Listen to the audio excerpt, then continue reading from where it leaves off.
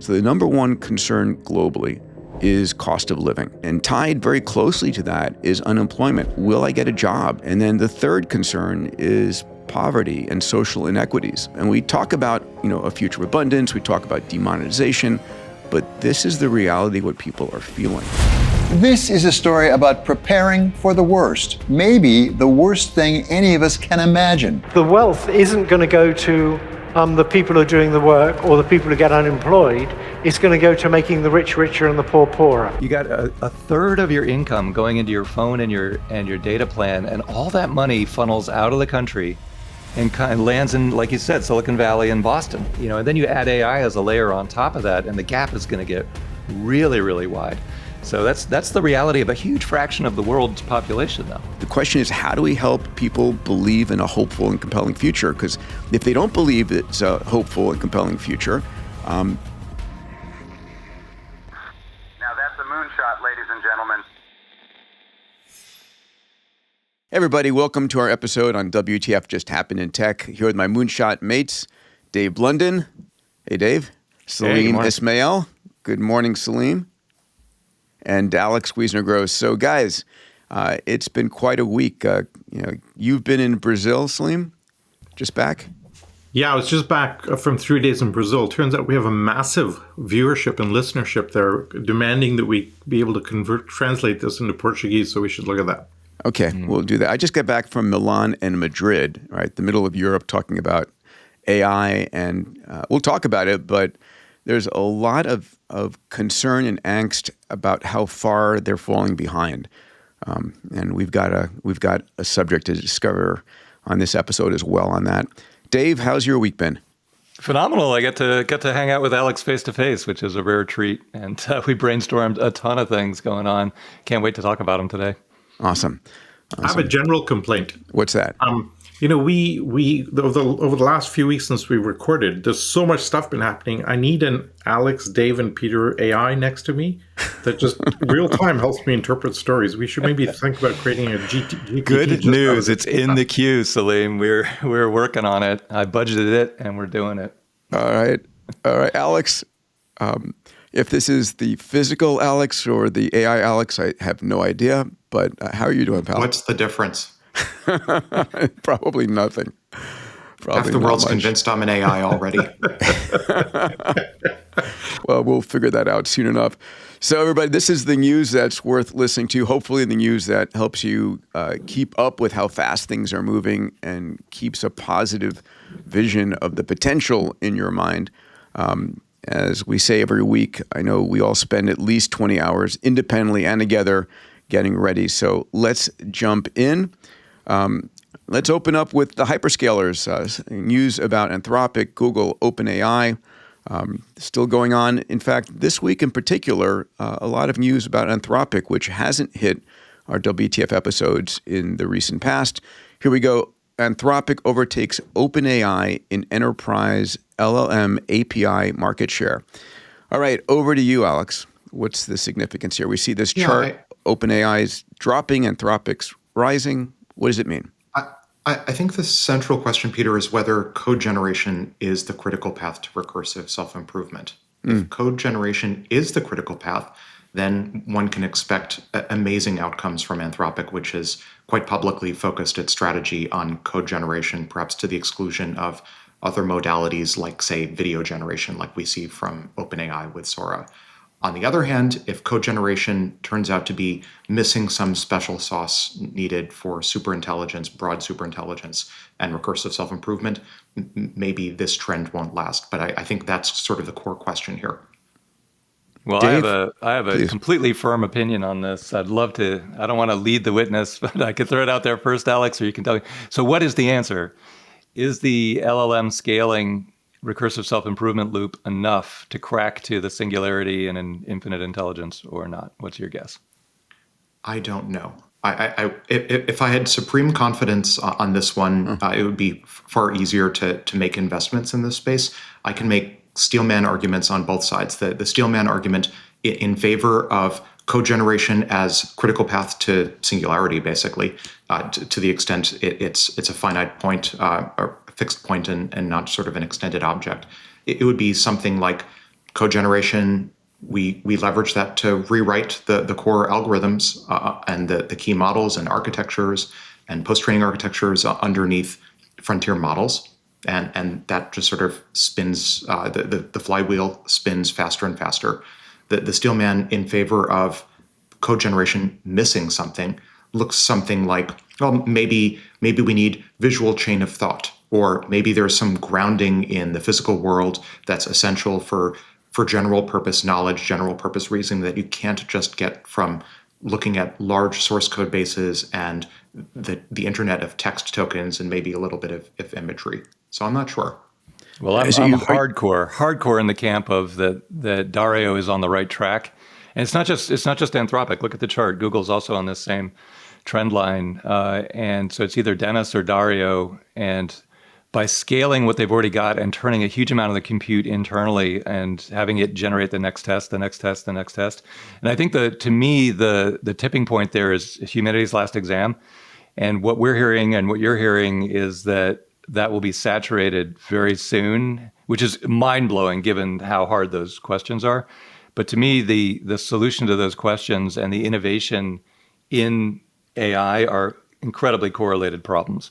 I took a different take on this one. I think what's interesting here is AI is actually showing that it has a real business model, and that will be a really powerful feedback loop going forward. Well, the enterprises that I talk to, the banks and they're all using Anthropic because they trust it with sensitive data, while OpenAI is going consumer, and not kind of going after that corporate market. So they're both going to thrive, but a very different.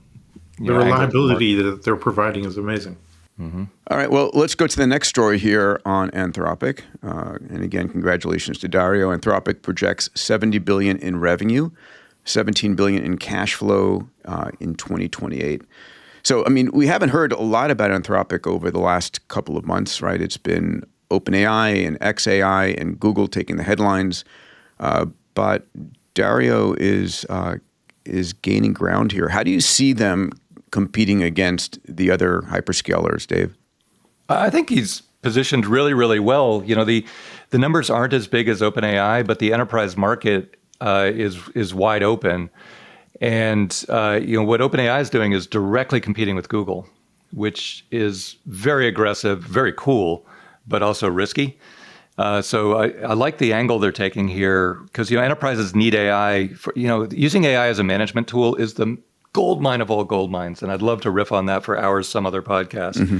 But everybody doing that is using Claude and using Anthropic as their backbone, and so he's not facing a lot of competition right now in that market.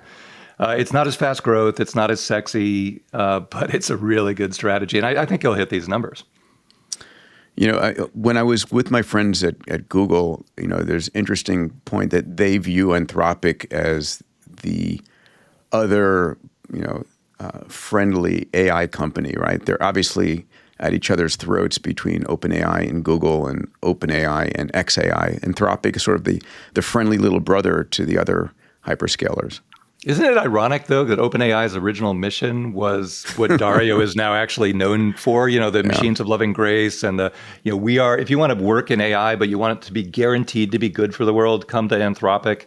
He's really grabbed that high bar, that high ground on that topic. I think there's something fundamental, though. Like we've seen this happen over and over again, that what becomes ultimately a frontier lab starts as an alignment lab. That I think there's almost a perverse duality between alignment and capabilities. That if you're the world's best lab at aligning AI with human interests, that immediately, whether it's for economic reasons, like you need to raise capital in order to train super aligners, or just for purely technical reasons, that if you can align a model really well with human intent, that immediately itself is a strong capability. I think every alignment project almost inevitably ends up as a capabilities project. So I think it's not just coincidence that OpenAI started as an alignment-oriented effort to ensure that there wasn't just a global singleton in the form of DeepMind for superintelligence, and Anthropic similarly in the long tradition of Silicon Valley and the Fair children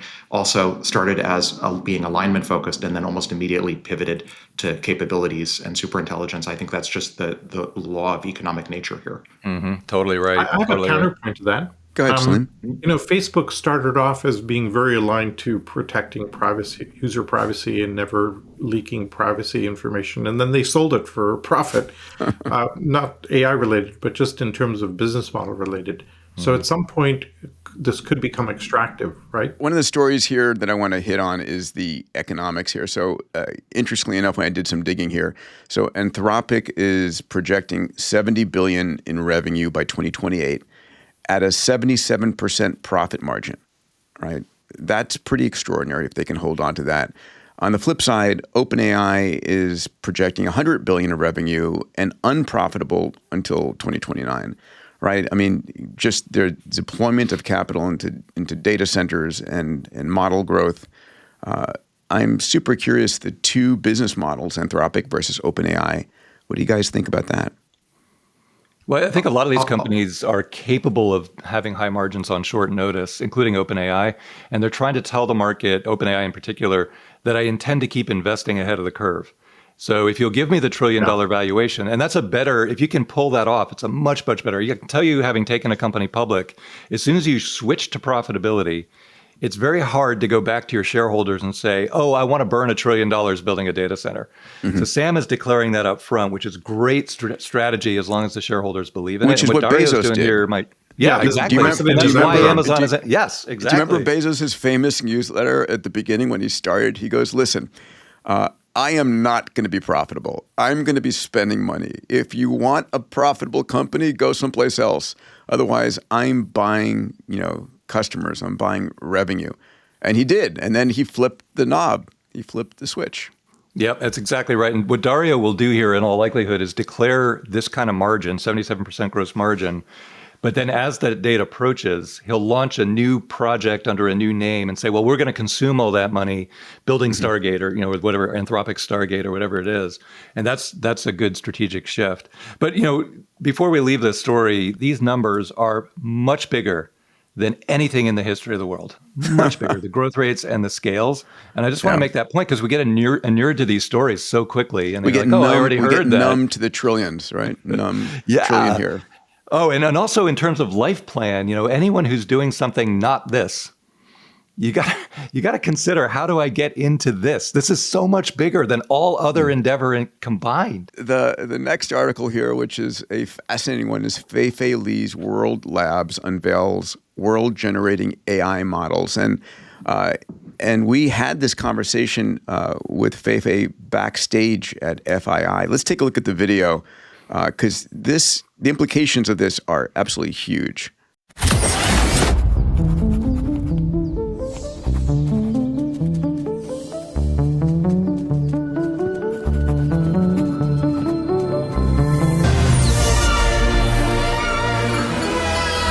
Finally, I thought you bailed again. Please, I would.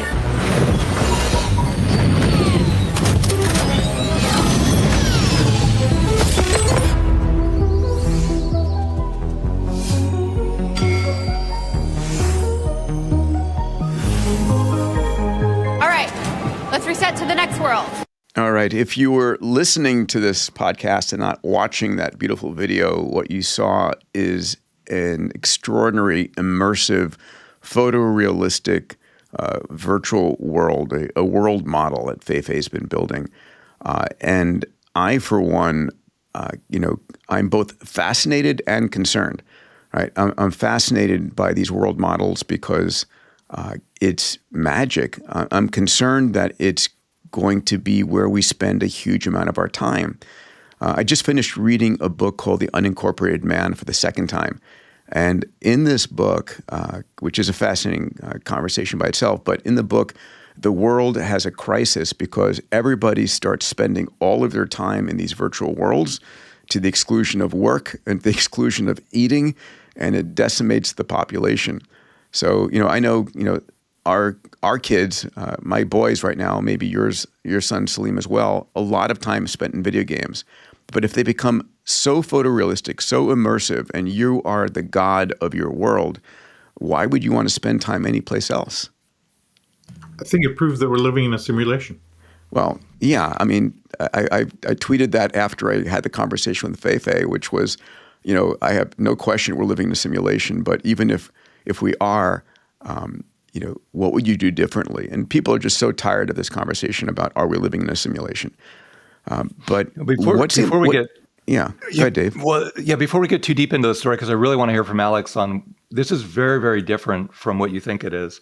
But Alex will explain it to us. But I'll tell you on a personal note, when we were backstage with Fei-Fei in Saudi, anyone who's an aspiring leader, entrepreneur, visionary out there, we're backstage. She's one of the gods of AI. And she says, oh, Peter, Dave, I'm so excited to show you. She whips out her phone and she's showing us the product in like 5 seconds. And she's like a kid in a candy store, excited about what it can do. And that enthusiasm, but also ability to show your thing in under 5 seconds is so infectious. And, at her level, the fact that she's still doing that, learn from that. Everybody should be able to do that. No matter what you're excited about, you should be able to project it in 5 seconds or less on your phone, pull it out, have it ready to go. It's so cool. All right, Alex, talk to us. So the consumer story here is we're seeing the beginning of the holodeck wars. The technical story is underneath the holodeck wars. We're seeing different approaches for generating entire holodeck type simulations from scratch. We see on the one hand the Google Genie 3 approach, where every pixel is being generated by a single model. On the other hand, I think what World Labs is demonstrating here with Marble, their Marble model, is sort of the opposite end of the spectrum. It's generating not individual pixels, but so-called 3D Gaussian splats, or 3D GSs, which are sort of transparent blobs that cumulatively together build up into what looks like a photorealistic 3D traversable world. But 3D Gaussian splats are so compute efficient that you can just dynamically recompute visualizations locally on your computer, on your client. Whereas the pixel-wise generation approach of Genie 3 and other competing models, those require compute-intense server-side GPUs. So I think we're starting to see the beginnings of almost an efficient frontier of trade-off between compute versus versatility. And there are going to be upsides and downsides to each of these. But in the same sense that we saw with frontier models, some models live on the edge that are relatively compute light, some are server intensive. I think we're going to see a range of different levels of worlds that we're able to generate. And all of these, the consumer use case, I think that this is chicken feed compared to the larger addressable market in my mind, which is using these models for training synthetic data, for more capable vision language action models, for robots, for scientific discovery. That's the much larger market, but this is fun in the short term. Our next story here, new method helps AI forget memorized data without losing reasoning skills. This is a big deal. I'm going to go to you, Alex, first on this. Yeah, I often speak about, in the near-term future, about reaching a diamond-like perfect micro-model of a frontier model that externalizes almost all knowledge. So it's pure reasoning model, and all of the knowledge can live outside the weights of the model in some external database or some external tool call. And I think this paper by Goodfire, it's such a clever way to externalize all of that knowledge, to distill down, no pun intended, to the essence of a core model toward this vision. The basic idea is to look at the weights inside the model and to distinguish which weights represent knowledge versus some sort of general reasoning capability by looking at which weights, if training over multiple examples and running the model over multiple examples, which weights impact the overall so-called loss or the ability of the model to match the desired output if they're changed a little bit. And the weights that are important to generalization will have dramatic impact on the overall loss of the model if those weights are just tweaked a little bit. So can I take a slightly different frame of this? So if you've trained your AI model on all of my company's healthcare data or all of my company's financial data, and do I trust you then? And it has some incredible results coming out of that. Do I trust you to not give up my core healthcare data or financial data while still adding value, right? So apparently what they're saying is they found a way to make AI forget specific memorized content without retraining the model from scratch, without wrecking its intelligence. So you can forget the specifics about all the healthcare data, forget the specifics about all the financial data, and the model still delivers the same value. That's what I understood it to be. Alex, is that correct? Half correct. So it is correct that this is a pruning, or more generally a regularization technique for helping a pre-trained model to forget knowledge that one might call memorized. But that really the emphasis in the inflection is less about some sort of enterprise privacy or some sort of like ML data firewall feature, and more about figuring out which parts of the model. Like, models are huge. Models are, in many cases, hundreds of billions, if not low trillions of weights. That's very compute intensive. It would be highly desirable to figure out which of those weights are actually needed for general capabilities and which of them are just AIs memorizing arcane and quite possibly wrong facts on the internet or from an enterprise environment. So this is more about generalization capability, less about filtering out enterprise privacy. And is it also about making it a lightweight model to run on systems? That's the holy grail here. The holy grail is, could we have maybe a sub-billion parameter, maybe aspirationally a million parameter model that's generally intelligent? That would be an incredible outcome. Wow. If we solve memory in some of this, that's a huge breakthrough. And then maybe the next thing you could add in is some mechanism for adding in curiosity into the model, because that feedback loop would be unbelievable. There's a whole cottage industry focused on active inference and building curiosity from scratch as an instrumentally convergent motivation into these models. Yeah, Wait, so cool. instrumentally, can you repeat that? Instrumentally convergent?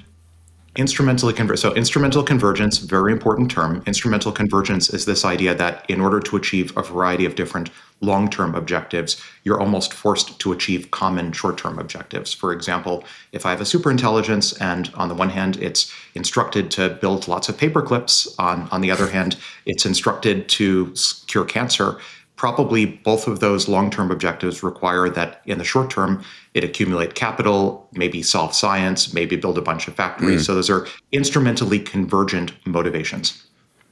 Instrumentally convergent near term. Yes, convergent in the near term, divergent in the long term. Yeah, well, high-level observation. This is so ridiculous. I learn something magical every single time. Every single goddamn slide, for God's sake. Well, this topic is incredibly important and somewhat obscure, but there are many people working on outside-the-box chain of thought reasoning and vertical use cases, but very few dorking around with the weights. But there's so much opportunity when you're messing around with the weights. I mean, these 90% reductions in parameter count through distillation are pretty common. And, you think about, okay, hey, we need 100 gigawatts of power. Oh, wait, I distilled it by 10x. Now we only need 10 gigawatts. The implications of that are trillions of dollars. So there really ought to be a lot more people playing with the open source weights and trying, because these things are really working. And this is a great case study. So this really gives you the brain equivalent of neuroplasticity.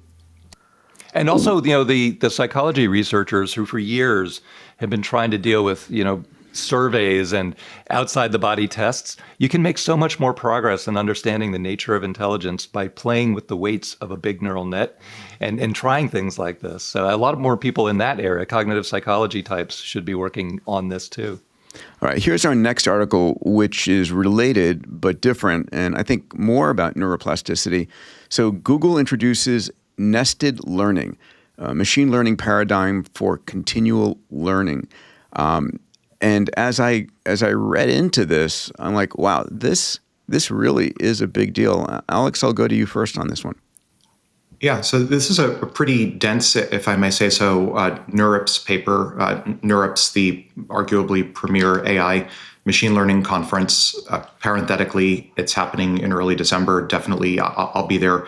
Many folks I work with will be there. Encourage the community to reach out to me if you're going to NeurIPS and would like to connect. But the core thesis of Google's nested learning paper appears to be one focused on higher order meta learning. So meta learning, as a reminder, is learning to learn. It's of core interest to the AI/ML research community. If you could learn to learn, that almost obviates a lot of machine learning research. So this is focused on higher order meta learning rather. So learning to learning to learning to learn, and so on. And the core insight here is that models and model architectures on the one hand, and optimizers that right now we use to train the models may actually be two facets of a common object. It's almost, reading the paper, it's almost aspirationally seems to be fishing for a grand unified theory of machine learning, where an M theory of machine learning, if you will, where all of these different processes are actually just facets at different levels, different orders of abstraction of a single common paradigm, which is, as I and others have argued in the past, compression of information.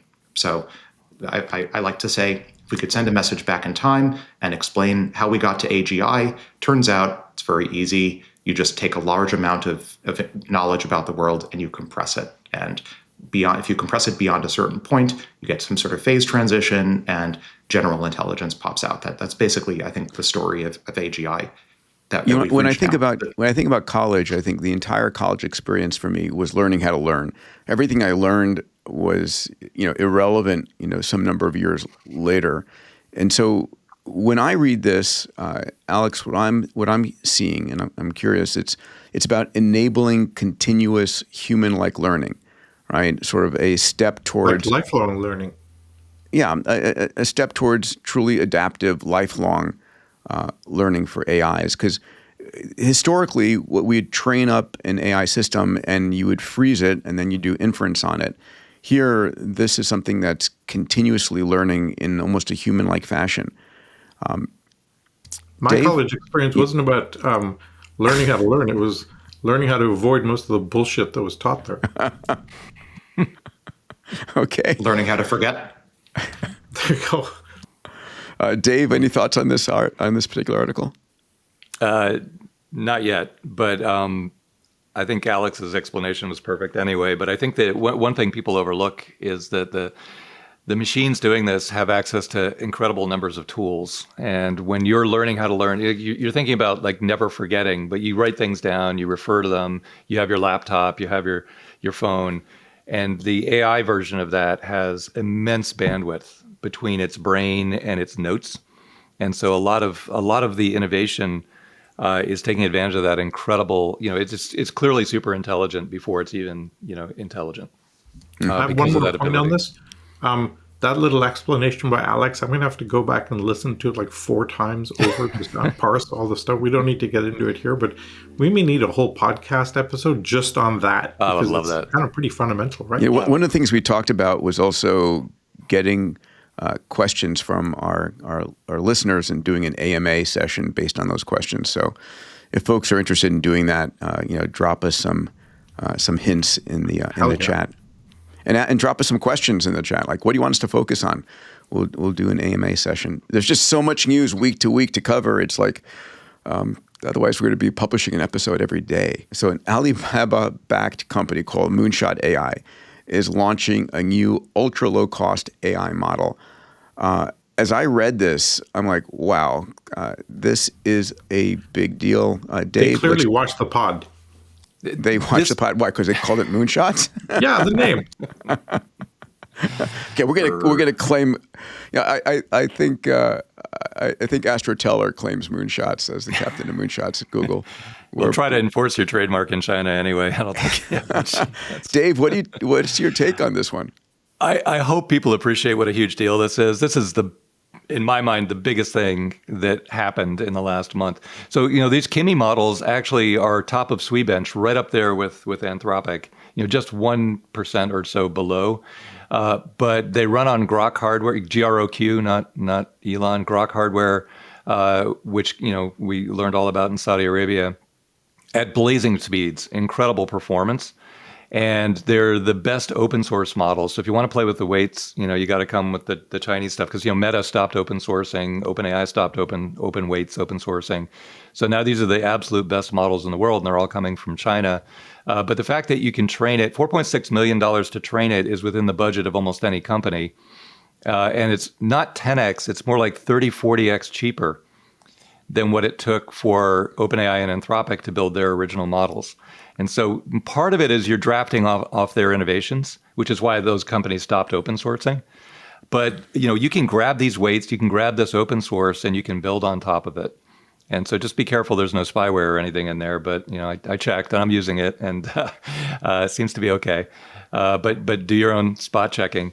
But this is a huge deal in terms of the power that somebody wants to play with the guts of one of these things. The amount you can get done on a limited budget just skyrocketed. And it's you know what I found most significant? There's been a conversation going on. We heard Eric Schmidt talk about this, that it's the U.S. financial markets and their efficiency that are allowing these hyperscalers to raise billions of dollars to do what they do. But if all of a sudden the cost of training a trillion parameter model is $5 million, you don't need efficient capital markets. That money is available from a lot of locations. Isn't that wild? I mean, you're so right. I mean, just think about that. I don't know if anyone appreciates what you just said. The implications are massive, just absolutely massive. Alex, what's your take on this?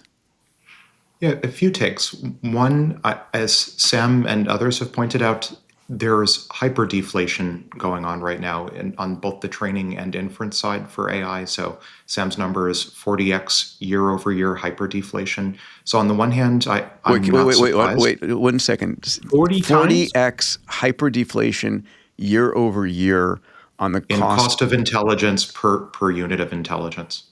That's insane. That's a big. Yes. That's so. This is. I mean, I think this is where abundance 20 times comes faster from. than Moore's law. Yes, this is why I speak of like the innermost loop as a catchphrase, because when you see, if we can see sustained 40x year-over-year hyperdeflation in cost of intelligence, everything else is going to get dragged down. The price of everything else, rather, is going to get dragged inevitably down with that. So this is the nuclear core, if you will, that's going to pull down the cost of everything else. That's one thought. And because the demand is growing like 1,000x a year, that's just what justifies the capital expenditure. Yeah, pick your analogy. Well, like when you walk around academia or corporate boardrooms, you find deniers everywhere. I mean, just absolutely everywhere. And a huge amount of the denial is, well, I tried this yesterday. It was hard. It didn't work. So therefore, we're nowhere near AI. When you talk about 40x hyperdeflation, deniers are saying, well, look, the evidence is that as we scale these things, they're getting decreasing improvements in intelligence. So I don't think there's anything, 40x for 2 years in a row, 2 back-to-back 40x's, it's not going to do much. Like, that's a really, really risky position to take, dude. Because there is significant upslope in the data, and you don't know what 40x is going to do. But if you had to bet, is 40x going to be mind-blowing or is 40x going to be not much of an improvement? You're crazy to take the position that it's going to be a little bit of an improvement. Crazy, especially back-to-back 40x's. Yeah, no, I think we're going to start to see grand challenges in math, science, engineering, medicine start to fall over the next 2 to 3 years thanks to that. So can I take the other side of this? Yeah, because I will beat the crap out of you. Let's do it. But no, I think if you look at the demonetization curves over history with other stuff like solar energy, cost of compute, etc., you would almost expect this because you want to see that curve go in this direction. 40x is like way faster than I thought. But I remember, I'll give you the macro counterexample. I remember when the Google car first came out, all the car manufacturers said, well, that's bullshit. The cost of that lithium-ion battery is too expensive. It's never going to work. And they all ignored it.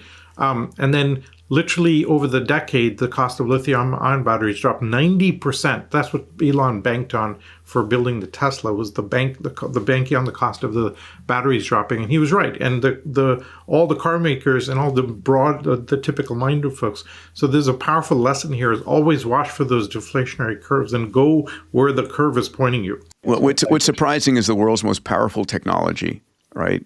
By far. If I had gone back 5 years and described what an AI model could do today and how much would you charge for it, per day or per month, I would have guessed, millions of dollars or hundreds of thousands of dollars. And it would never have meant, expected it to be free. I mean, it's effectively free. We have to eat our own dog food and kind of go, this is where the curve's going. Let's expect this at this point and see if we get it right.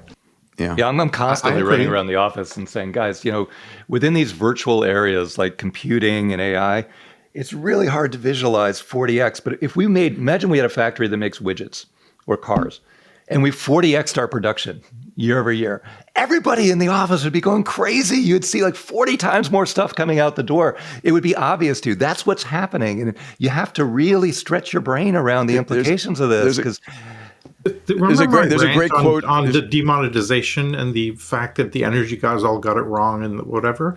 This is that same issue, right? And to Alex's point of the inner loop, if you roll this out to the broader kind of macro things that we do, you should expect a 40x drop in the cost of healthcare and in food production and everything over time as this bites, correct? Yeah. Agreed. That's my expectation. Assuming intelligence can solve the problem.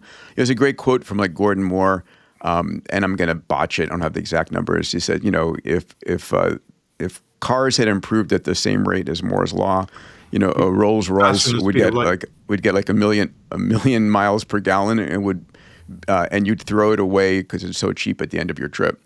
Yeah, the stat I heard was that if the top speed of a car, and if we all evolved at the same speed, we'd have a car today that went faster than the speed of light. Yes. All right. I want to jump into this next article, especially coming back from a week in Italy and Spain. The story headline here is Brussels to loosen GDPR rules to enable and feed the AI boom. So, really important conversation. There was a lot of concern, angst when I was meeting with CEOs, consulting companies, investors in Europe, in Italy, and in Spain, right? The GDP of Italy, about 2.7 trillion, about the size of New York. The GDP of Spain, about 1.7 trillion, the size of Florida. But serious concern about, can they compete? And this is one of the biggest issues that's keeping them from competing, ability to access data. Salim, what's been your experience here? This is part of the problem with overregulation is you just slow this down. The cost of compliance for stuff like GDPR has proven to be a ridiculous thing. And this is a function of the historical issue with Europe. And to be fair, it's not just mindset here, although there is a far part. There's just a bunch of historical legacy that's really important. I'll give you a specific example. After World War II, the German Constitution added a clause saying no media organization could cover the whole country, so that you could never have another rise. And that prevented a regional player from covering the country. And then Google came along and rolled up the whole thing, right? And so they've got structural issues going back in history, and you have to figure out how to undo some of those. And that's a really, really hard thing to do. They're doing kind of the best they can in a difficult environment, but it's just a massive problem. I mean, for the longest time, you and I remember this at Singularity University, right? Europe in general prided itself on having the strictest privacy laws out there. And a lot of that simply meant that, okay, we're going to exclude everybody from Europe in a U.S. product or service. I think what's interesting is that the data is showing that venture funding in Europe dropped, up to 30% as a result of this, and that the AI models in Europe have been 6 to 12 months slower to market than the United States. And the compliance burden, so get this, there is an AI audit that's required before you put out a product. And those audits, on average, cost 260,000 euros and take 8 to 15 months, right? Delaying 40% of projects. So imagine that. And so you have to actually prove during your compliance audit that they review the data sets, the model transparency, bias, documentation, safety standards. So some third party is auditing you and just putting sand in the gears. Now, I understand why people want that to some degree, but you're trading that against your economy. Been really interesting. If I think about my grandparents, my grandparents assumed that there was no structure in the world. It's chaos, and the military protects us, but other than that, it's just a zoo. And then when you look at the generations, if I talk to my kids, they assume that there's some rational thing out there that's thinking through these issues. But there isn't. We know there isn't. They assume there are adults in the room. Is that a strange thing when all of a sudden you say, "Oh my God, I'm the adult in the room"? It's really, really freakish when you hit that. Yeah, it's why I'm hoping for a benevolent superintelligence to actually be the adult in the room someday. Yeah, we need Mo Gaudet's thinking, move as quickly to AI running the world as possible. Yeah. That should speed up Alex's inner loop considerably. Mm-hmm. Alex, any thoughts on here, the GDPR rules being changed? Maybe just a broad comment that under the current construct, it's up to individual sovereign countries to define the parameters of how much they want to participate in the superintelligence explosion, and maybe just leave it at that. Yeah. I mean, the conversation I had with a lot of the leaders in the tech industry in Italy and Spain is, okay, if you guys are interested in playing this, you need to build out your energy sources, identify where you're going to set up your data centers. And I think the time frame, and I'm curious what you guys think about this, I think the time frame for make those decisions and implement those decisions is the next 5 years. I mean, I think the next 5 years are going to set the objective for the next century. More like 5 months than 5 years. But yeah, I think it's a little bit shorter than 5 years. Okay, I was being generous because you can't do anything in 5 months, which is a big concern, and we can talk about that in the U.S. even when we get to the conversation on energy. This is my chance for a rant. And I want to share something that we found when Salim and Dave and I were at FI9. So I'm on the board at FII, and it's the Future Investment Initiative. And one of the things they do every year is they do something called the Priority Global Survey. And this is a survey that they do in 32 countries. They have over 60,000 respondents. And it represents, 2/3 of the world's population. And, we've had some criticism on this pod that we're, not focused on the reality in different parts of the world. So I want to discuss the reality. What are people seeing and feeling outside of, Silicon Valley, outside of Boston? So here's some of the data, and I'd love to discuss it with you guys because the data is important and it's concerning. So they surveyed and asked the question about what are your top concerns? And we see this across the global south and the global north.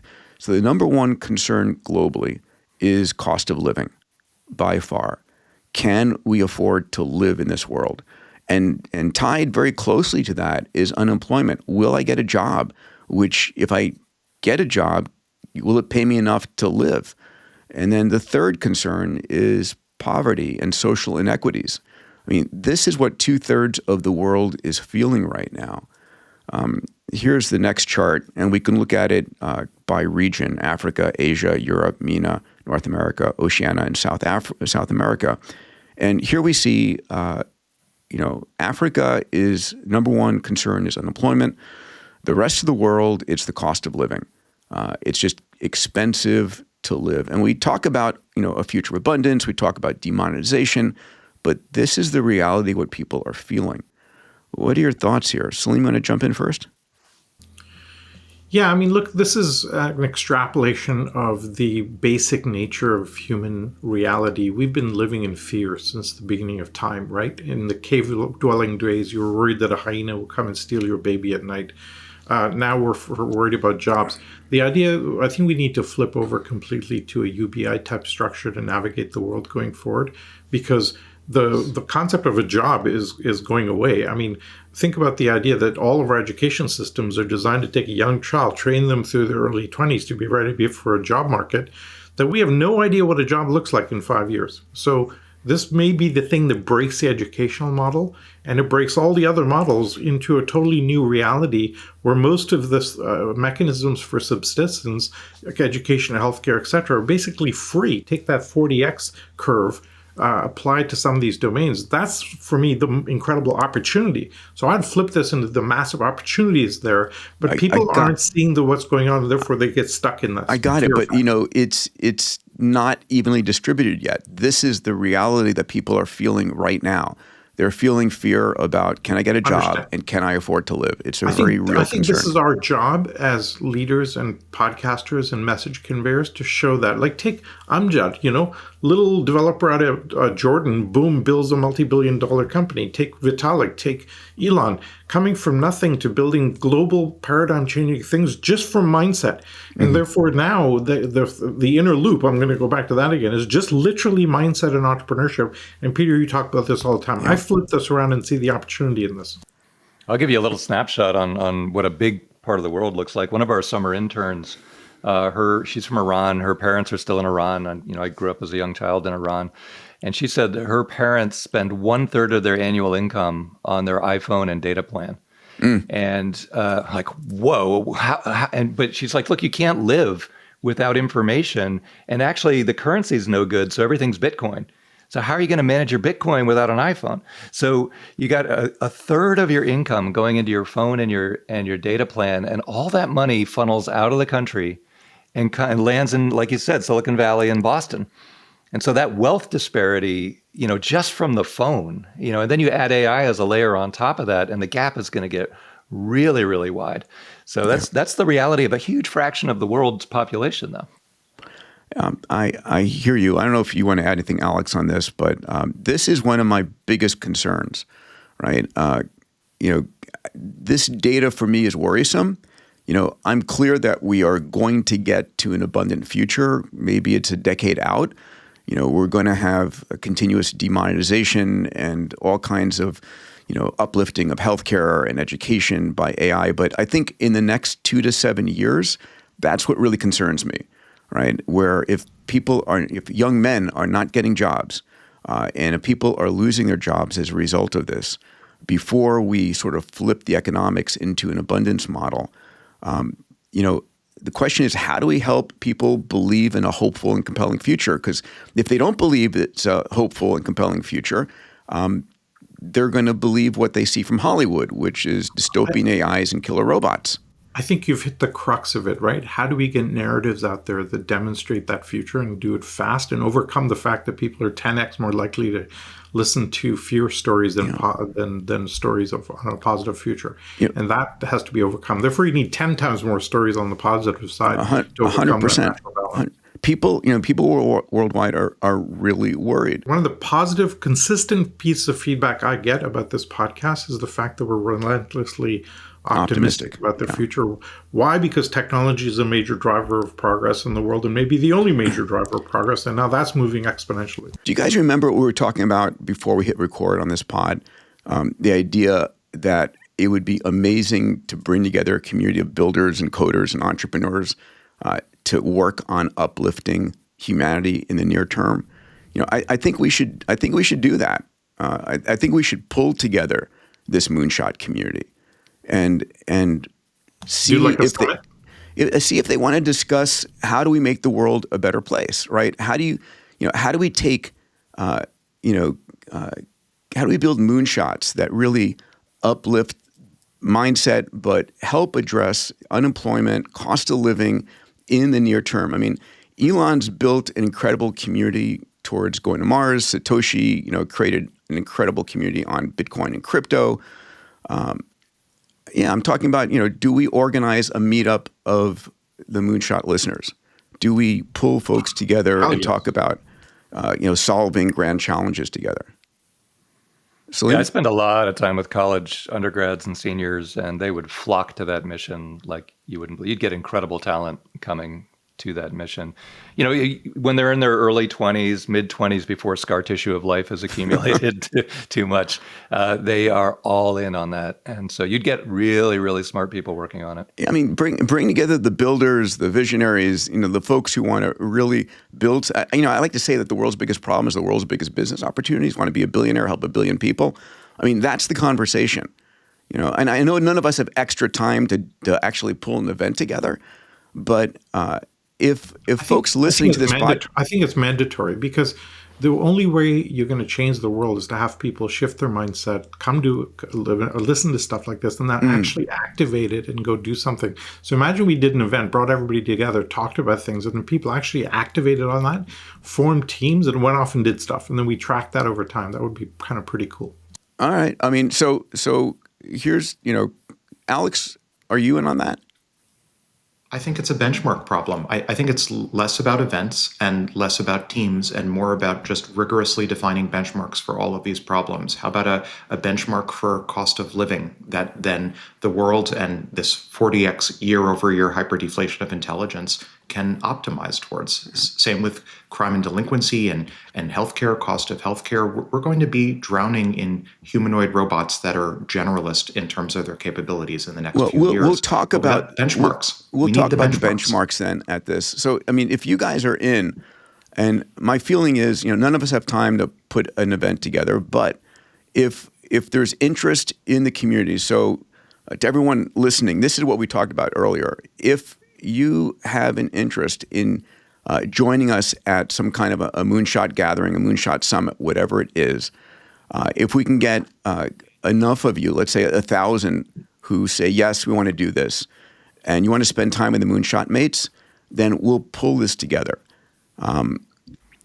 Here's what I'm proposing. We'll set up an email. Let's call it moonshots@diamandis.com.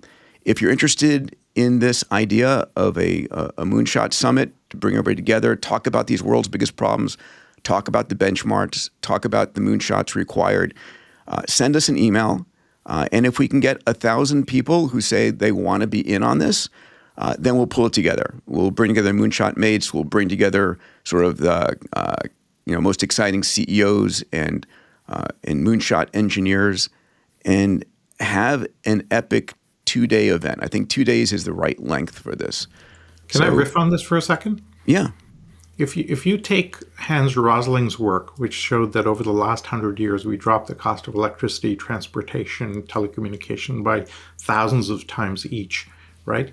And then you say, okay, we want benchmarks that in the next 2-3 years drop those by 1,000 times each. If you extrapolate the 40x, that then gives you the target to go after, to the benchmark comment that Alex made. And then you basically bring in the SAGE engine to say, okay, what policy changes do you need to make? If technology can reach this, how do you get this implemented? You could bring that together and make that a showcase for the world in a very powerful way. I think it would be incredible. I really would love to get everybody together and have that conversation and really ignite a passion and interest among entrepreneurs to focus on this, because there's real challenges out there in the world. All right, so here's the deal.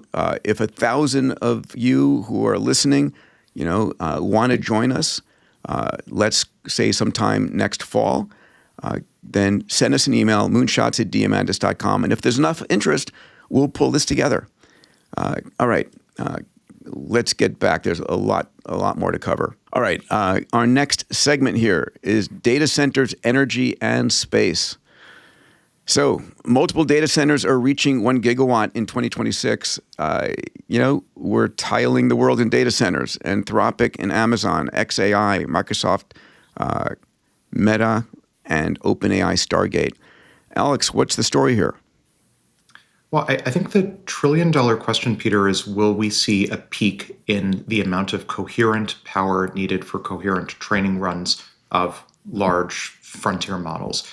If we do, one could imagine, as incredible as it may sound looking at this curve where everything's going up and to the right in terms of total facility power, we might actually see a peak, maybe in a few gigawatts sometime over the next few years, and then decline if there are algorithmic innovations that enable us to do distributed training runs rather than needing one large power-intensive coherent supercluster to do it. Tiling the Earth could look like tiling the Earth with relatively lower power density compute. Totally imaginable. On the other hand, if this looks a little bit more, I spoke earlier about AGI being essentially, as it turns out, compression of information.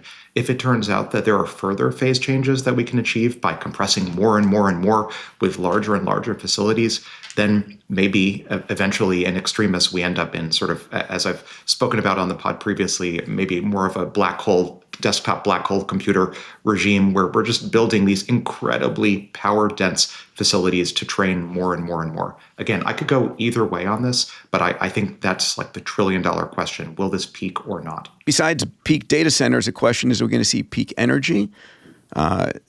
That's a question for you, Alex. So the U.S. government, Brookfield, and Cameco have launched an $80 billion partnership to build nuclear reactors. As I researched this, what I found frustrating is the time frame for building out these nuclear reactors is still, an order of 5 years to 10 years. Alex, what are you seeing here? Yeah, I've gotten probably quite a bit, surprising amount of feedback from the community and the audience, reminding me that I shouldn't ignore existing Generation 3 plus nuclear reactors in favor of SMRs and fusion reactors. Mm-hmm. So I want to make sure I just nail this point. There are right now at least 6 AP1000s. These are made by Westinghouse, which ironically went bankrupt in 2017, building a couple of these in Georgia and South Carolina. Now it's hot again because superintelligence is hungry for power, and now it's incredibly valuable. They cost maybe about $7 billion to build. So $80 billion partnership to build these, maybe build 10 reactors all across the US. This is going to be a very big deal. And critically, unlike SMRs, where there are maybe only 2 or 3 and they're relatively emerging technologies, this is, by comparison, it's a relatively mature format for nuclear power. And I think when we talk about the bridge to power for superintelligence, from nat gas to nuclear fission to nuclear fusion with solar sprinkled and solar plus battery sprinkled throughout, I think Generation 3 plus reactors like the AP1000 have a very important role to play. So Alex, I've said it to appease the audience that I'm not ignoring Generation 3 plus. No, but I think that's really important. These AP1000s are 1.1 gigawatt power plants.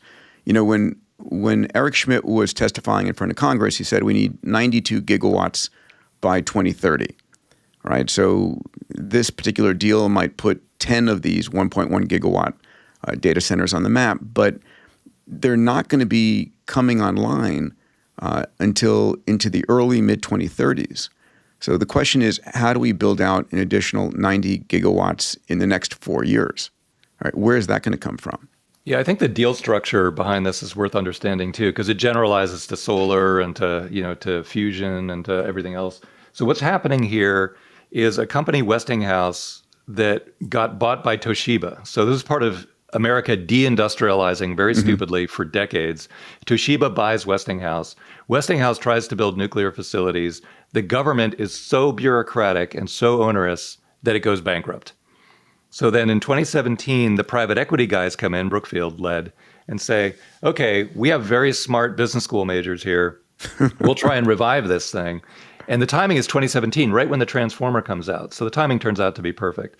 So now what's happening is the private equity firms and the econ majors from all these schools are going to the government and saying, give us 10, 20, $30 billion in loans, guaranteed loans, and we'll use that to build these facilities. And then if they're successful, we make a huge profit. And if they fail, we write off the loans. So there's not a lot of downside. Many, many, many econ majors and business people should be shifting into this area because the government is open for business now. But that's the structure. You go to the government, you get the loan, you build the next big thing. The next big thing, if it succeeds, you get the profit, you get the margin, and the government subsidizes it. So it's a golden era because a lot of the people, when I'm lecturing on campus, all the AI people, all the computer science people, they know exactly what they want to do. But then all the econ majors and business majors, like, how do I get in this? How do I get in this? This is how you get in this. The flow of capital it's going to be $1.2 trillion a year by 2030, coming just into data center construction and power for it. There's nothing even close in the history of the world to that scale of money movement. So just inject yourself right into building out the railroads, right? Building out the telecom networks, those were significant, just not these dollar figures because inflation. I have a clarifying question to ask here. In our last pod, we talked about the fact that the U.S. is building like 5,000 data centers, 10x more than anybody else. Is that inconsistent with the amount of energy available? Or so we have 5,000. Energy? No, it's the data centers we have today of all types, not just AI data centers. We're 5,000 more, cumulatively more than the rest of the world combined. To me, this is one of the few things that's easy to predict. Everything is changing so quickly. But the chip fabs are exactly what they are. We're building them at a certain rate. Every chip is going to get used. The chips have a certain power consumption. That's very calculable. That you can assume that they're all going to get flat out sold out but we can't make any more of them than 20 million GPUs this year, and then it'll expand at some rate. So working back from that, you can exactly predict the flow of capital required to build out this entire infrastructure. And it's usually under golden age of Category 3 nuclear reactors. 20 years too late. 3 plus. Yeah, 3 plus, fair enough. And for what it's worth, for those who are looking at this on YouTube, the visual format, the form factor of these plants actually looks like some sort of hybrid between what you're seeing here with the conventional older generation cooling towers and the newer SMRs. You could be forgiven for mistaking it for a normal building. One of the issues here is the U.S. public with the original Gen 1 and Gen 2, 3 Mile Island, Fukushima, being worried about these plants, not in my backyard, but the 3+ are fail-safe nuclear systems that, again, I'm happy to have in my backyard. We've got to change the narrative, and we've got to accelerate this. Even companies that are bringing back online previous nuclear power plants, it's taking 5 years plus to get them online. The timelines are just too long. And Dave, the point you're making is even with this, we're like 1/10 of the rate that we're really needing. Therefore, this is a guaranteed boom. This episode is brought to you by Blitzy, autonomous software development with infinite code context. Blitzy uses thousands of specialized AI agents that think for hours to understand enterprise-scale code bases with millions of lines of code. Engineers start every development sprint with the Blitzy platform, bringing in their development requirements. The Blitzy platform provides a plan, then generates and pre-compiles code for each task. Blitzy delivers 80% or more of the development work autonomously, while providing a guide for the final 20% of human development work required to complete the sprint. Enterprises are achieving a 5x engineering velocity increase when incorporating Blitzy as their pre-IDE development tool, pairing it with their coding copilot of choice to bring an AI-native SDLC into their org. Ready to 5x your engineering velocity? Visit Blitzy.com to schedule a demo and start building with Blitzy today. All right, let's jump into a conversation on robotics, and in particular, robot drones. So China just broke the world record on the number of flying drones. 16,000 AI-powered drones flying together, controlled by a smart AI system. Let's take a look at the video.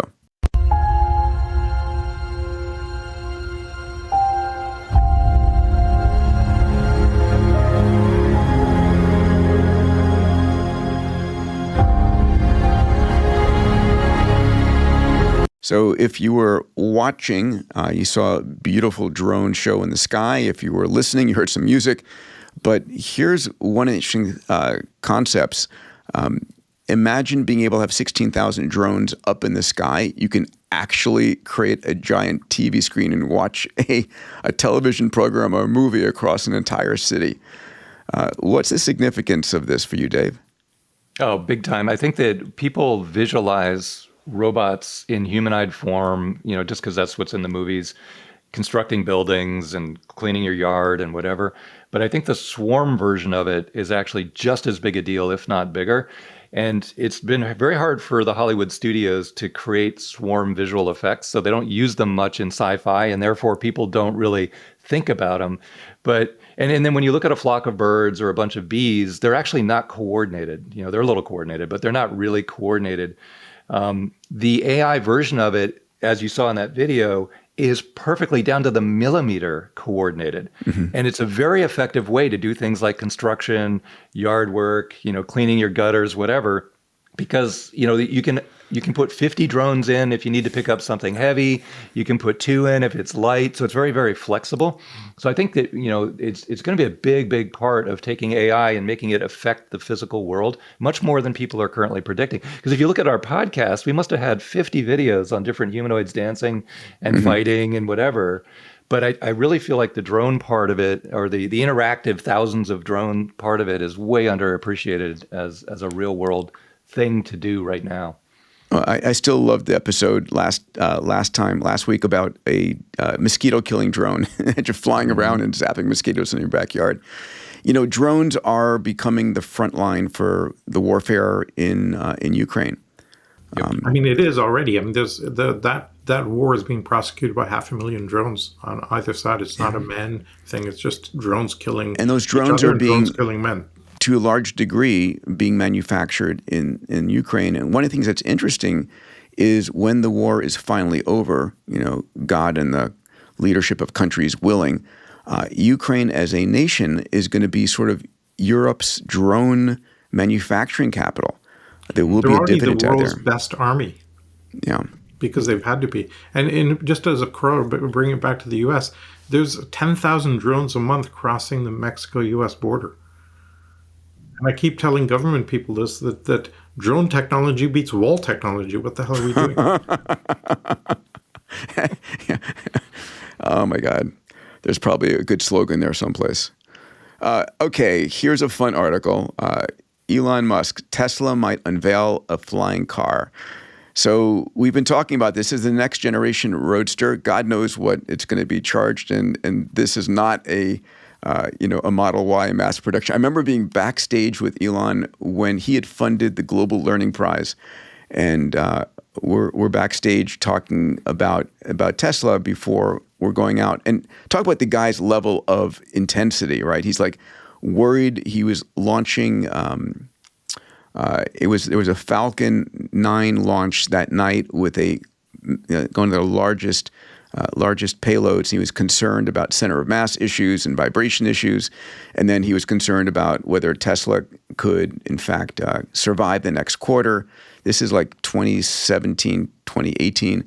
And I said, well, are you going to put out the next Roadster? He goes, man, oh man, nothing matters other than the Model Y and the Model 3.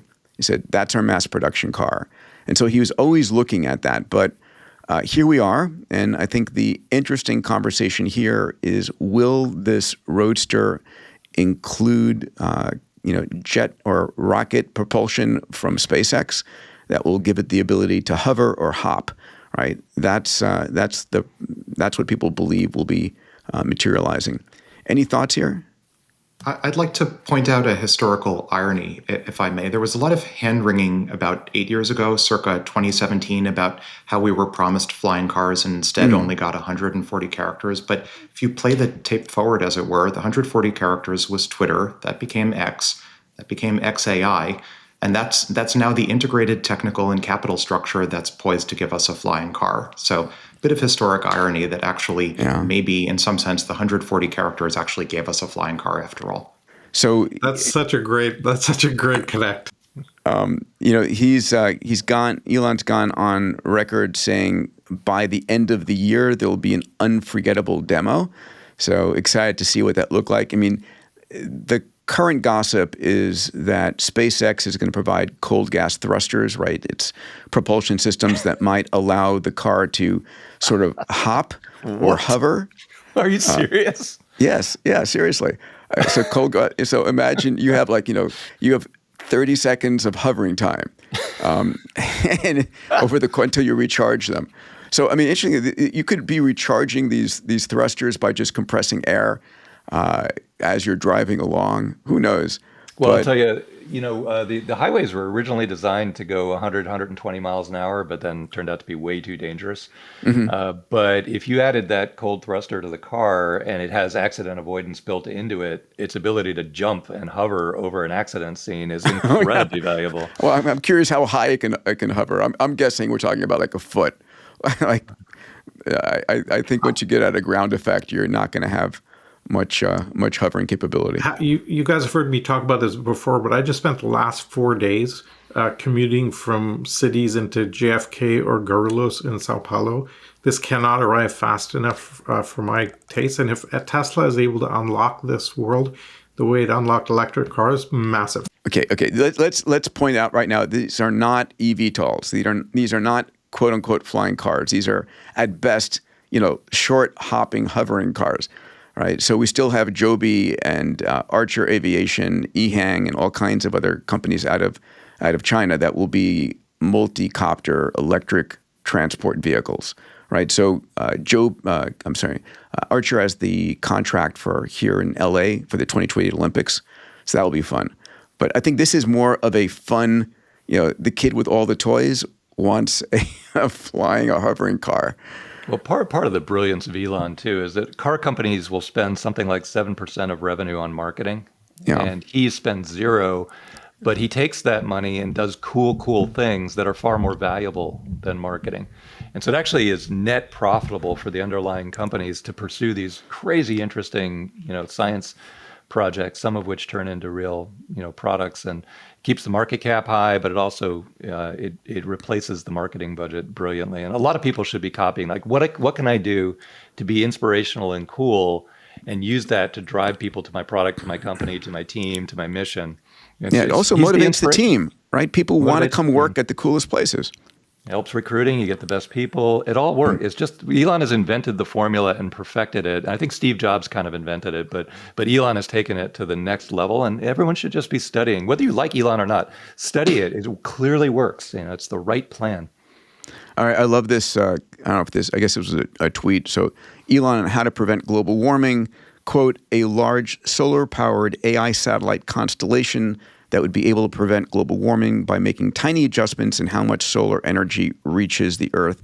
So, Salim, we've talked about this at the X Prize for ages. I call this a solar sunshade, being able to have something out maybe at the Lagrange point that's able to reflect 1/4% of the sunlight impinging on the Earth, and basically sort of a thermometer to titrate solar flux on the planet. The challenge with this is that it's a tragedy of the commons. There are going to be some countries like Russia that wants global warming because it opens up the waterways north of their country. Others that it's decimating their agriculture, like Africa and parts of Europe. And no one can take action. Salim, what are your thoughts here? Yeah, there's an old story called the Pinatubo effect when Mount Pinatubo in the Philippines erupted in the early 90s. The ash covered the whole atmosphere for a while, and it dropped global temperature by 2 degrees. And one of the thoughts I've been thinking over the years is there's like about 7 majorly threatened areas with sea levels rising. The Washington, D.C. River Delta, Bangladesh, little country, Florida, etc. And I thought they would actually just start launching up rockets without telling anybody to do something like this, because they have existential threat. They're going to do it. And the cost is not that heavy. But this gives you a computable capability, and you can calibrate it much more effectively. Yeah, this is reversible is the most important thing, right? That's right. That's really huge. It's geoscale engineering. Alex, you probably thought of this at length. And by the way, just to point that out, people complain, oh my God, you can't go around geoengineering. And the response is, we have been geoengineering by default by throwing up all this carbon. We have to figure out technological ways of doing it. The COP23 and all that stuff, nation states will not solve this. Mm-hmm. Good point. The idea of a global weather grid is one of the biggest ideas I'd like to push forward that I haven't seen either the political will or the technical will to push forward. It doesn't even need to necessarily be a sunshade per se. It could be as simple as satellites via microwave heating or some other mechanism increasing the local cloud cover in some areas, reducing it in others. That could be enough to solve a broader problem than just global warming, which is weather control. Wouldn't it be wonderful if we could steer hurricanes in one direction versus another direction, or mitigate storms? I think this is, from a technical perspective, doubly so in the era of AI, when we can have planetary scale weather models, including more recent strong ones out of DeepMind, that can solve this problem. It's more, I think, a political problem of just deciding that we want as a planet to do it. Well, it's an insurance problem too. Oops, we steered the hurricane in the wrong direction. Right. It'll be it's a social problem, less a technical problem. Yes. It'll be a heyday for conspiracy theorists. But it's inevitable. I mean, a topic like that, you have to have global consensus, and that's always been impossible. But it's inevitable that we need to get over that hurdle in the next few years, not 20 years, because there are many of these topics coming up concurrently. This is a really good one to force the agenda, but these things are all global. And so if there's no mechanism for global consensus, we're screwed as a world. So we have to get over that hurdle. Yeah, we don't get to Kardashev type 1 civilization status without a global weather control grid. It's as simple as that. All right. Here's the next article. This is a fun one. This is Blue Origin lands Glen rocket booster for the first time. We see a video here of of what we're used to seeing SpaceX with Falcon 9 do. But this is a Blue Origin vehicle. So Blue Origin had launched a mission to Mars called the Escapade. Congratulations to Jeff Bezos. And the booster touched down on the recovery ship called Jacqueline, which Jeff named after his mom. How's that? Right? Hey, Mom, I got a gift for you. I'm naming the recovery ship after you. So this is a big deal for me. This is doubling our chance of getting humanity out into space, not being overly dependent on SpaceX, which is still, by the way, launching over 90+% of the America's spacecraft and something like probably 70% of the world's launches right now. Any thoughts on this one, guys? I just think it's great that we have a second capability aside from SpaceX. I think it's good for the world. Yeah, and Jeff's been spending about $1 billion of his Amazon stock per year to fund this. It moved a lot slower. I used to bug him about why isn't he going faster. But hey, he's here now, which is great. And of course, they're going to be using, Blue Origin's going to be using their own booster now to launch their competition to Starlink, which is already being deployed. Alex, anything you want to add here? Yeah, I think having multiple reusable railroads, if you will, to orbit is, I think, exactly the sort of space race we want to find ourselves in. And I think if we're going to colonize and develop the solar system, we're going to need multiple routes to orbit. Yeah, it was nice to see Elon congratulate Jeff on this. Of course, Starship puts all of these other launch vehicles to shame. And Elon very famously said once Starship is up and operating, he'll shut down the Falcon 9 line, and it will outcompete Blue Origin and Rocket Labs and everything else. It'll be the big sucking sound. Can I double down just on that just for a second? Sure. I think it's so awesome that he tweeted the congrats because it just shows that they're all focused on the bigger picture. This is not about competition. This is about solving the problem, and I think that's just fantastic. Yeah, agreed. All right, talking about the opposite end of the spectrum, this just made me mad. But, it's the conversation we had earlier coming out of FII. People are concerned. So labor unions in Boston are fighting Waymo. So the Boston unions formed a Labor United Against Waymo. And the approach here is they're going to force Waymos to put a human safety driver in the right seat. Or in the car, in the left seat, God knows. We've seen this before, right? When France made Uber illegal, lots of places were fighting to retain, these unions in place. Dave and Alex, you live in Boston. How do you feel about this? Well, it's a little disconcerting that our tech hubs, the best and biggest tech hubs in the country are also the most dysfunctional governmentally in terms of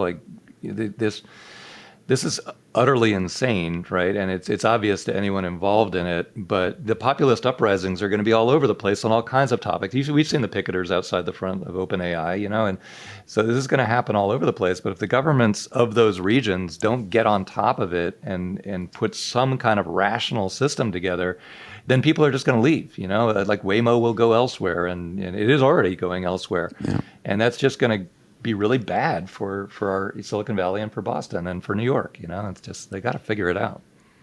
Alex, you can one of the things that one of the things that keeps me up at night, as it were, is this sort of regressionist approach where people, unions, organizations that are worried about employment fight the advance of technology that will save lives, increase economic wealth, and just make quality of life radically better. And so I think this is almost a meta technology that we need to develop is a way to maintain social cohesion while at the same time radically accelerating technologies. We haven't cracked that yet. Maybe social cohesion tech needs its own benchmark, and if we solve that, there's almost an optimal trajectory where we get our acceleration and our social cohesion at the same time, but we haven't cracked the social cohesion part of that, and I'd love to solve that.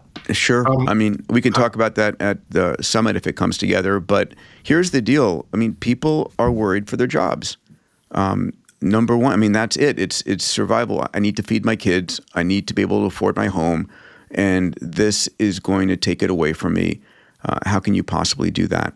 And until we up-level our capability to provide people that safety net, whether it's universal basic income, which I'm much more interested in universal basic services, right?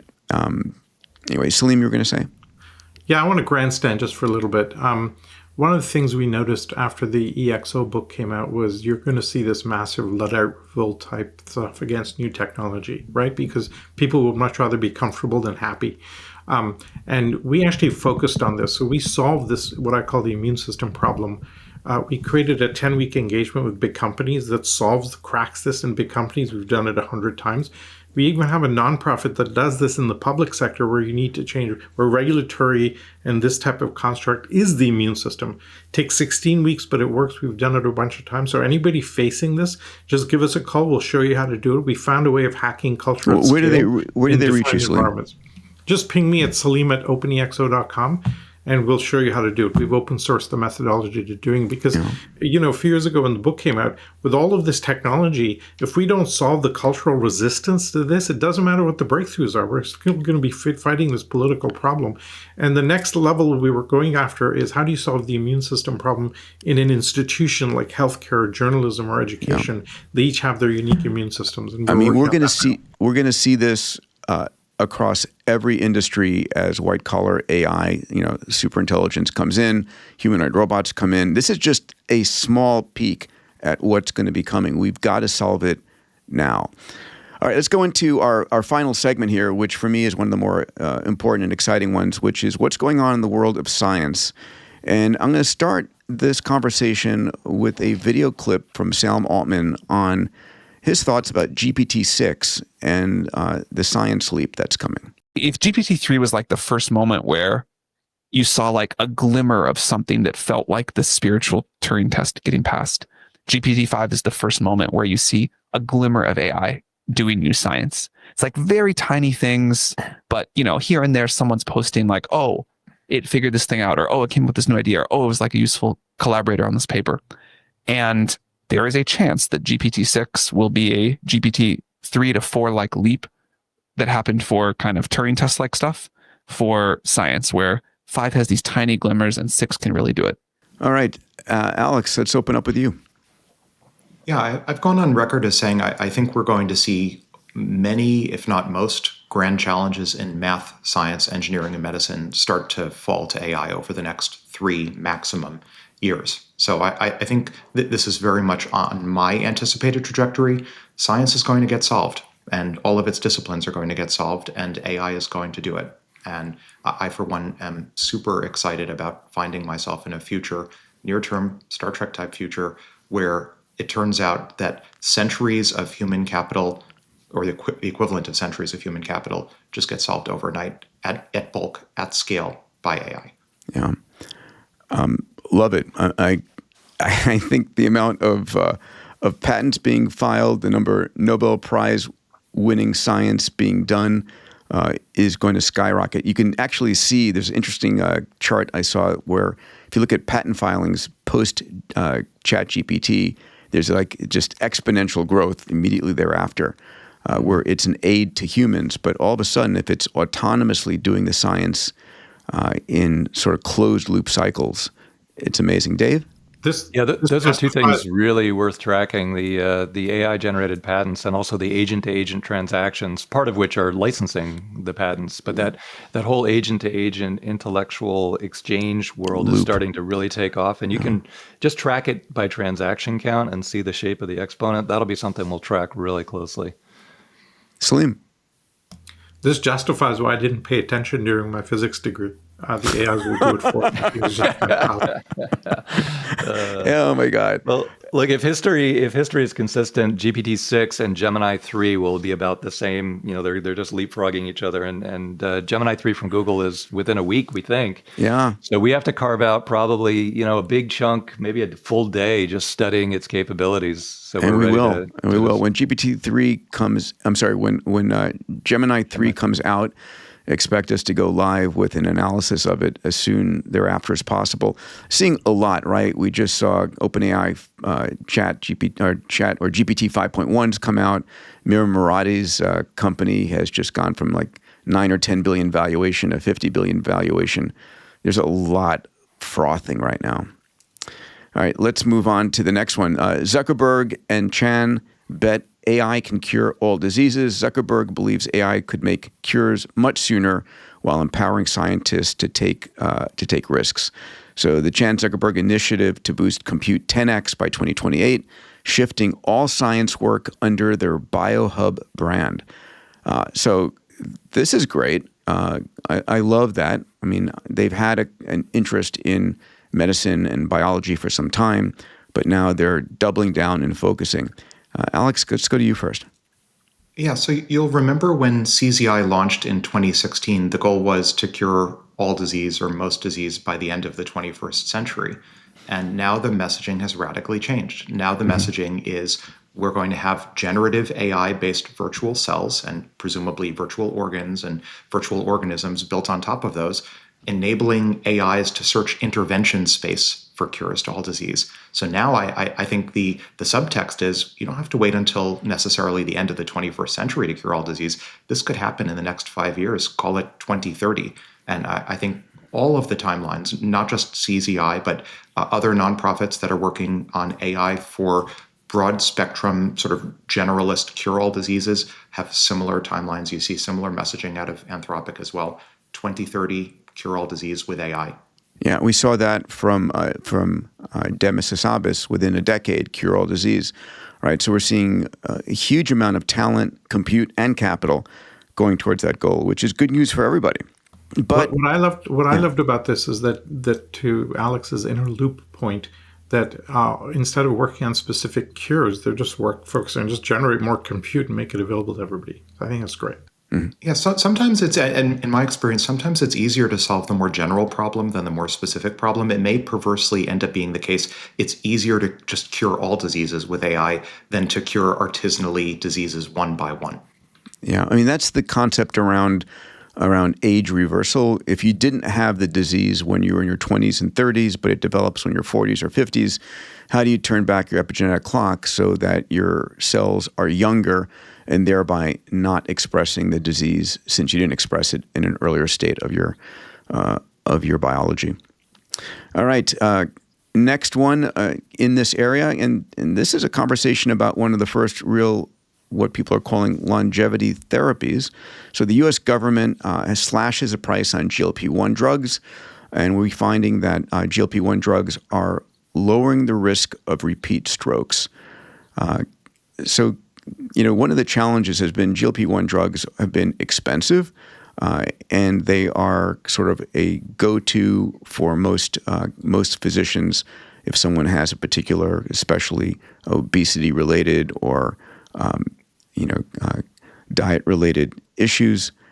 Here we see TrumpRx.gov looking at bringing this down to $149 per month, which would be pretty amazing. We also find that the GLP-1 drugs in particular are able to cut the incidence of strokes by as much as a half in a 3-month period of time. Who wants to jump in?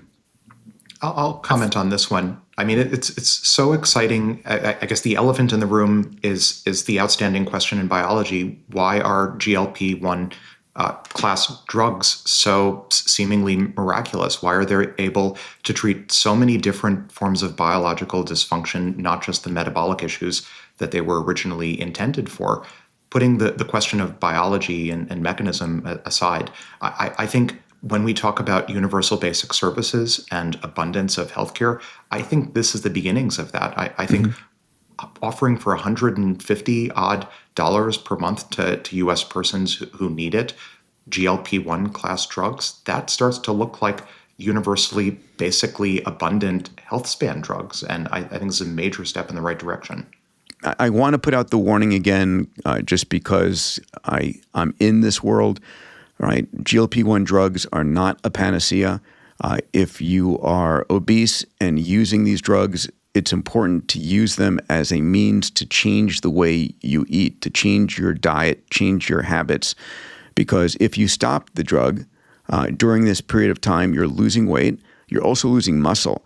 And you need to be exercising throughout this process. And if you stop taking the GLP, what happens is you gain the fat back but you don't gain the muscle back. And that's a problem. Sarcopenia is a true issue as we're getting older. Your muscle is your longevity organ. Super important to have that realization. Make sure you keep exercising, muscle building while you're using a GLP-1. I just love all the side effect benefits we're seeing without even realizing it. I think that's so great. Edison launches Cosmos, the AI scientist. So this seemed like a really a big deal to me. Alex, do you want to walk us through it? Sure. So this is another scaffolding-based approach to agentic science. This came out of Edison, as mentioned. And I think this is almost a preview of the age we're about to find ourselves in. Maybe we're a few months in at this point of bulk discovery. It'll look a little bit like, if folks remember AlphaFold 3, where essentially almost overnight, a large chunk of structural biology was more or less solved. It's going to look a little bit like that, except much, much broader, where with this particular agentic AI researcher, there were discoveries across a number of different subfields of biology, not just structural biology. So we'll see, as was published in this paper, discoveries relating to potentially helpful for Alzheimer's, some other factors. But the core technical advance here that is claimed is effective increases in context length. That's the key. So the frontier models right now have context lengths in the millions, usually, of tokens. But if you wanted to develop the world's strongest AI scientist, ideally, naively, you'd want a model that has a context length in maybe the trillions of tokens, so that you could, in principle, feed it the entire internet and every paper ever published, and then just ask it, what's the solution? What's the solution to Alzheimer's? So the approach that Edison adopted here was a little bit more practical than some sort of algorithmic advance that advanced the context window to trillions of tokens from millions, and was focused on more like knowledge graphs and other scaffolding techniques to achieve effective context lengths that are much larger. But the end result is still essentially the same. You put as much information, as much scientific literature into the context window as you practically can, and then you crank it and you ask for discoveries, and discoveries and innovations pop out. And I think one can imagine near-term future where we can just scale our way, scaling law style, to major discoveries across all of the important biological subfields. Yeah, here's one of the metrics they threw out. It completes 4 to 6 months of expert human research in 12 hours and can read 1,500 papers and run 42,000 lines of code per experiment. It's almost brute force like research. Would you say that? Force, but it's also before, because what happens when you take all the millions of research papers that have been written in the past where people missed findings and now run them through? We might find incredible things. Yeah, not just the papers, but the raw test results that are in like digital form. Yeah. Just the incredible amount of information this can assimilate. Because when I look at my biology friends, talking to them last night actually, and they're all like, well, these things always take a lot longer than you think. I'm like, how do you get so cynical at a young age? This is a completely new approach. It's brand new greenfield territory. And if I look at what they actually have been doing for the last 3 years, they try and tease apart a single chemical reaction or a single test, and then they run it through MATLAB or Mathematica to try and tease apart. And then they draw these plots that say, well, we have statistical p-tests here that have significance just barely. And it's like, what a waste of time, man. All these are interacting. And if you take the neural net approach and you just bombard it with raw information, it's really good in these multiple things going on concurrently. Try to find the conclusion without having to tease apart every single element. It's a brand new way to do things, and it could do anything. It could be mind-blowingly capable and quick. You don't know because it's a new thing in the world. So, put all that cynicism behind you and think about like the rate of improvement that might be possible, and just embrace it. Yeah.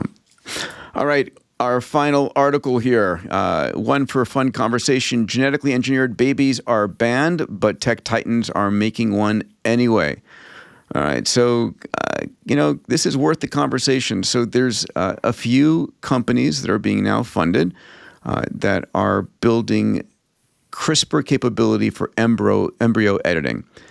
So Wall Street Journal reported one out of San Francisco called Preventive. That's backed with Sam. I mean, Sam is backing an incredible number of companies, right? So a CRISPR company, a brain computer interface company, and amongst probably dozens of others. There's another company called Manhattan Genomics that was just covered in Wired. And so this, in my mind, it's a regime change, right? We're going from selection to alteration. So IVF clinics already allow you to screen your embryo, right? You can fertilize a number of embryos, and then you can do single cell sequencing and find out which of those embryos are safest to implant. But you can't edit your embryo. That is verboten under FDA rules. The FDA is blocking any of that. They won't even support any research in that area, let alone allow it to be done commercially. So these companies are beginning to look outside the U.S. Where can they go and do it? There's some conversation that this is happening in, or will be happening in the UAE. What do you guys think?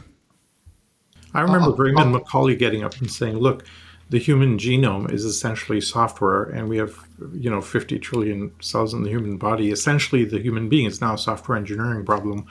And when you can edit the embryo, you're basically starting it from scratch. It seems inevitable to me.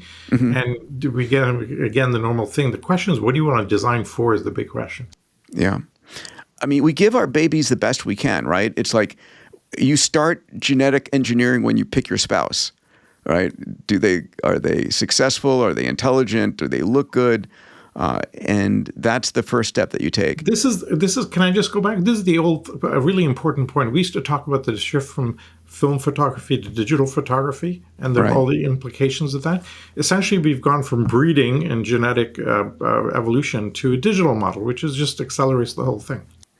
And then when the baby's born, just one other thing, you give it the best healthcare you can, the best education you can, the best clothing you can. You're giving your child the best you possibly can. So the question is, why not start with the best genetic stack? And it's, the fear is the whole eugenics conversation. Alex, over to you. Couple comments. The first, one of the elephants in the room, the movie Gattaca, arguably one of the best cinematic depictions of germline editing of human babies, or at least germline selection, I should say. I have to watch that one again. Yeah, it's an amazing movie. Many view it as a dystopian future. I think if you look at it the right way, it's arguably a more utopian future in the sense that I'm with you. We get space colonization. There's a SpaceX type movie that is named Gattaca in the movie, and also we get healthy babies. But the second point is more historical, that the Asilomar guidelines that were arguably the inception of many of these bans, soft and hard, against germline editing, those are in 1975. There's a historic argument that Asilomar was actually triggered by the Watergate scandal. Really? We're 50. Yeah. There was a concern at the time. Some historians argue that the Asilomar guidelines were originally proposed, or at least motivated in part, because Watergate was fresh in everyone's mind, and there was a concern by scientists that if there was recombinant DNA experimentation that was not very well advertised or not forthright, according to some sort of public guidelines, that something bad would happen to the scientific community in whatever form. This is one historic argument that Watergate helped to precipitate 1975 Asilomar guidelines. I remember I was in grad school. I was doing my joint MIT med school degree at the Whitehead Institute on recombinant DNA. Right, the first restriction enzymes had come out that allowed you to edit, DNA in a somewhat precise fashion. Nothing compared to what we have now with CRISPR. And the headlines of the magazines, the cover stories were designer babies, and there was so much fear, and that was, God knows, 40 years ago. We're 50 years on from Asilomar. Yeah. 50 years this year on from Asilomar. And I actually had to go back after I saw the story and look to check to see, is there even, at least in the US, a single federal statute that bans germline editing? And I couldn't find one, which is a little bit surprising. There's a patchwork of federal and state laws and regs that certainly deter germline editing, but not a single one that actually bans it. So I wouldn't be surprised if in the near-term future we find a generational conversation about whether germline editing should in fact be allowed. And we have to remember, right, in 2018, there was a Chinese scientist, He Jiankey, who did this kind of CRISPR editing. He was trying to target the CCR5 cell surface receptor that would prevent a child from getting HIV. And the guy was just decimated in China, in the press, condemned by the world. Jail, didn't they? Yeah. They arrested him. So that put a kibosh on this idea. Seriously, Well, these are really complicated topics, and they all need thought leaders. But the number, like if just in this podcast alone, between fusion and AI breakthroughs and driverless cars in Boston, and now this, they all need thought leaders. So that the number of people that need to rise to the occasion and say, "Here's what we should do. Here's an idea." Ethical, trustworthy people who know what they're talking about. The need for that is backlogged so deep now. And this is just one of those topics. Shout out here to Hank Greeley, who's been working on bioethics for a very long time. The long-term effects of this are really, really consequential. One of my biggest concerns is that Hollywood is decimating our future, right? I mean, this is my pet rant. Every movie out there is dystopian genetics, dystopian killer robots and AI systems. I mean, no wonder that people fear the future. If in fact the only futures they see in TV series and movies are, in one that they don't want for themselves and their kids. How can you see this and you immediately go to this negative vision of the future, which is pervasive in society. We need to retool that. We need to reset that. We need more Star Trek in our lives. Or the maybe Peter, version of it. You're giving a call for action to yourself to start a new Hollywood studio, this time powered by AI that paints a much more optimistic future. Be the change agent.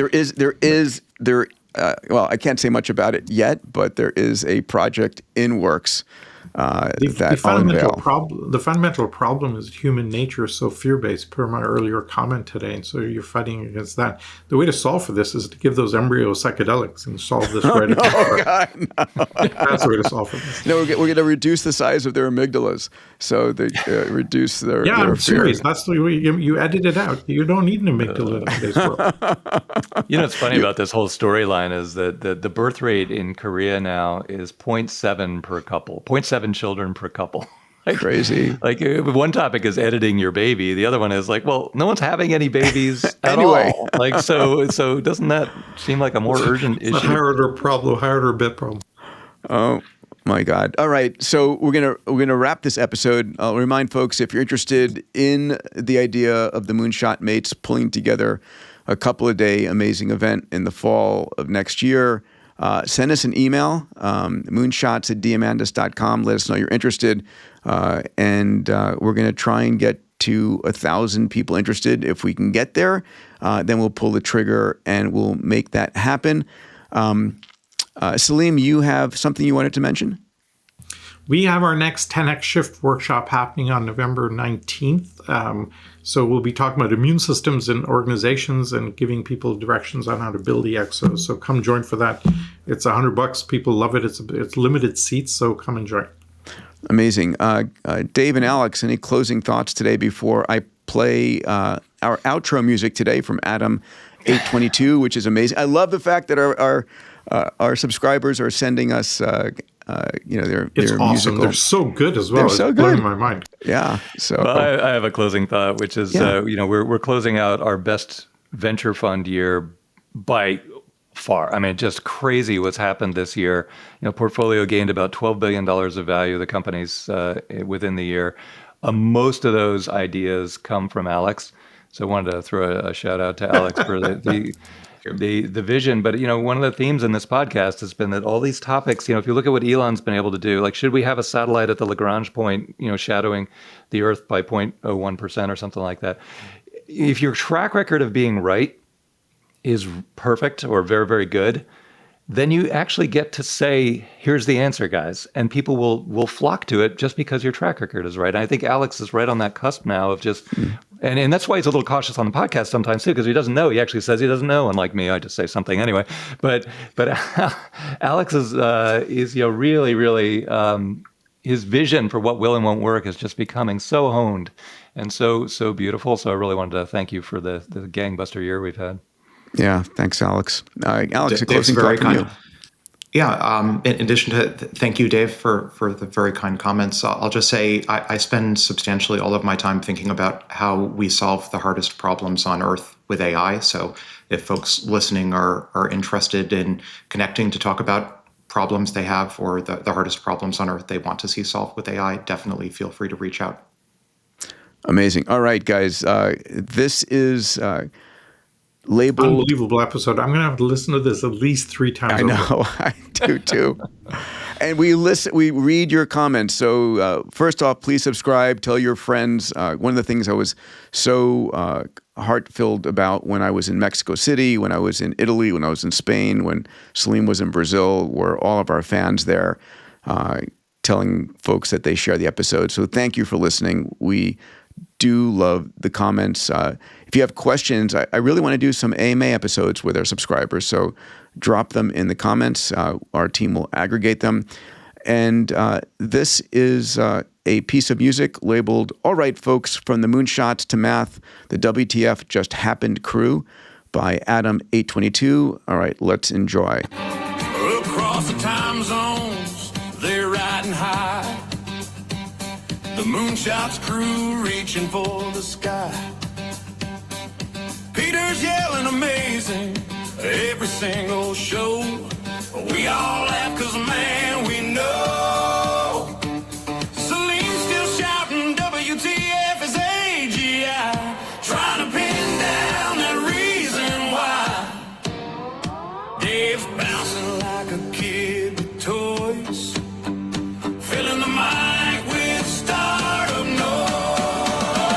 It's the Moonshot's crew, changing the game. X-Prize dreamers know their name. From AI to rockets and maths unsolved, they're building futures deeply involved. Yeah, Peter shouts amazing, that's our cue. That's the WTF Just Happened crew. And that is amazing. All that right, was thank amazing. You. Unbelievable. Thank you, Adam.